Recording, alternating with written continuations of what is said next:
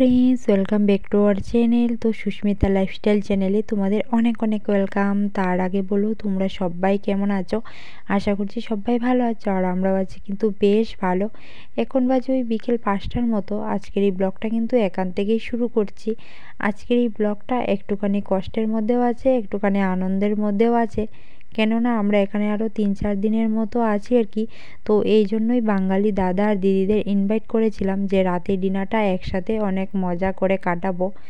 জানি না আর কোনো দিন তাদের সাথে আমার দেখা হবে কি না আমাদের আর কি। তো এই জন্যই আর কি ভাবলাম মজা করব একদিন ওদেরকে ডেকে, তো এই জন্যই আর কি। তো এদিকে কিন্তু দিদি চলে এসেছে। আর হ্যাঁ, আমরা যদি ইউনিটের সাথেই মামামের পাপা পোস্টিং যেত, অবশ্যই কিন্তু তাদের সাথে আমাদের দেখা হতো। যেহেতু ও একা একা যাচ্ছে পোস্টিং, এই জন্যই আর কি, আর দেখা হবে কি না জানি না আর কি। তো এই জন্যই লাস্টবারের মতো তাদের সাথে এনজয় করব। তো এইদিকে কিন্তু দিদি এসেই মাম্মামকে প্রথম আদর করে নিল। আর এইদিকে দেখো ইনায়াও ও কিন্তু এসেছে আর কি। তো ভীষণ ভালো লাগছিল, যেহেতু চলে যাব, জানি না আর কোনো দিন দেখা হবে কি না, এই জন্য একটু মনটা খারাপ লাগছে আর কি। তো এই দিকে দেখো আসার পর মামামকে একটুখানি ইনায়ার সাইকেলটাতে উঠিয়ে বসিয়েছি আর কি চালানোর জন্য। আর ওকে নিয়ে না সবসময় কোয়ার্টারেই থাকি, এখানে কিন্তু ঠান্ডা পড়ে গেছে আর বাইরে এতটা বেরোনো হয় না। এই জন্যই ভাবলাম ওকে একটু সাইকেল চালাই, ওরও কিন্তু ভালো লাগবে।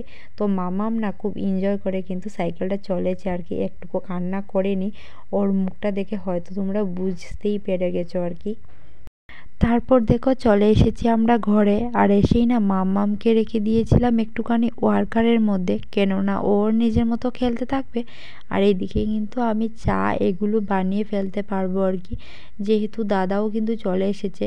দাদা কিন্তু দিদির সাথে আসেনি, দাদা একটু পরেই এসেছে, মাম্মামের পাপ্পা আর দাদা একসাথেই কিন্তু ওরা এসেছে আর কি। তো ভাবলাম এখন চাটা বানিয়ে নিই।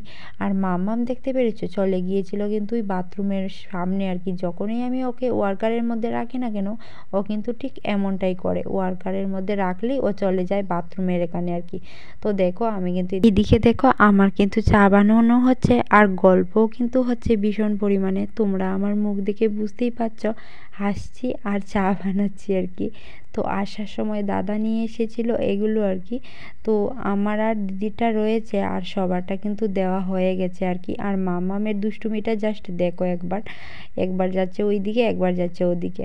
তো ও না যখন দাদা এসেছিল তখন কিন্তু কান্না করেছিল, ও কিন্তু এখন মুখ মানে ভালোই চেনে আর কি। তো দিদিদেরকে দেখে এতটা কান্না করেনি, কিন্তু দাদাকে দেখে কিন্তু ভীষণ কান্না করেছে। তো আমি এইদিকে ইনায়ের জন্য একটুখানি পাতলা করে ম্যাগির স্যুপ বানিয়েছিলাম আর কি। তো এগুলো তো খাবে না, চা এসব আর কি। তো ভাবলাম ওকে ম্যাগি বানিয়েই দেই আর কি। তো আমার কিন্তু চা বানানো কমপ্লিট হয়ে গেছে, এবার কিন্তু ছেঁকে নিচ্ছি।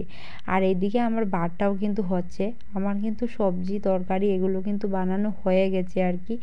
আর ভাতটা ভাবলাম গরম গরমই করব, কারণ ঠান্ডা হয়ে যাবে, খেতে ভালো লাগবে না, এই জন্যই। এদিকে দেখো আমার মেয়ে কিন্তু আমাকে একা একদমই ছাড়তে চায় না। যেই দেখেছে আমি চায়ের কাপ নিয়ে ওদেরকে দিতে যাব, অমনি কিন্তু ও আমার সামনে এসে উপস্থিত।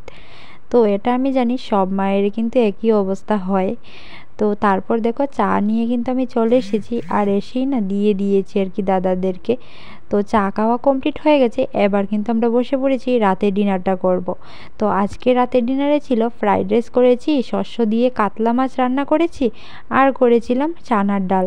তো এটাই হচ্ছে রাতের মেনু আর কি, একদম সিম্পলভাবেই করেছি, যেহেতু রাতের খাবারটা একটু হিজামিজি ভালো লাগে না আর কি।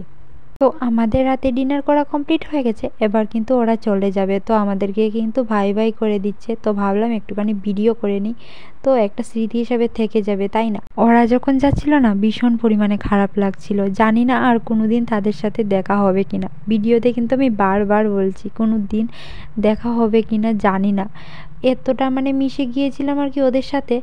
তো খুব খারাপ লাগছিল, আমি না আসার সময় পুরো কান্না করে দিয়েছিলাম। ভিডিওটা অনেক দিন হয়ে গেছে, তো আমি তোমাদের সাথে শেয়ার করার কিন্তু সময়ে হয়ে উঠছিল না আর কি।